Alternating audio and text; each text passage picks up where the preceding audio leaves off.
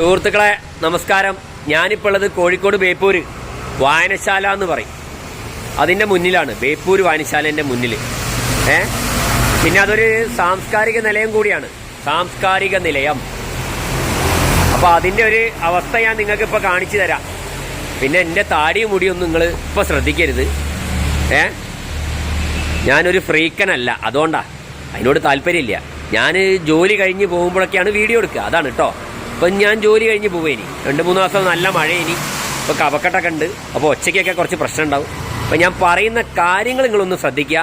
അത് അധികാരികളിൽ എത്തുന്നവരെ നിങ്ങളൊക്കെ ഒന്ന് ഷെയറൊക്കെ ചെയ്യുക പറ്റുന്നവർ. അപ്പം ഞാനിപ്പോൾ കാണിക്കാൻ പോകുന്നത് ജനകീയ ആരോഗ്യ കേന്ദ്രവും പിന്നെ ഒരു വായനശാലയും. ഇതാണ് ജനകീയ ആരോഗ്യ കേന്ദ്രത്തിൻ്റെ മുൻഭാഗം. എങ്ങനെയുണ്ട്? ഭയങ്കര വൃത്തിയല്ലേ? ഇനി അടുത്തത്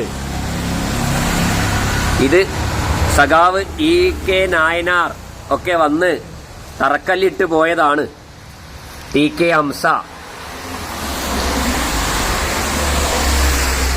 കോഴിക്കോട് കോർപ്പറേഷൻ ജനകീയ ആരോഗ്യ കേന്ദ്രം നടുവട്ടം. ഇവിടെ 2 ദിവസമൊക്കെ ഡോക്ടർ വന്നിട്ട് പോകും പോലും. പ്രായമുള്ള ആളുകളെയൊക്കെയാണ് അവർ നോക്കുക, വയോധികരെ. ഈ കാണുന്നതിൻ്റെ മുകളിൽ ഒരു വായനശാല ഉണ്ട്. വായനശാലയല്ല, ലൈബ്രറി. അത് തുറക്കലൊന്നുമില്ല, കണ്ടോ? അവിടെ തുരുമ്പ് പിടിച്ച് കിടക്കുകയാണ്.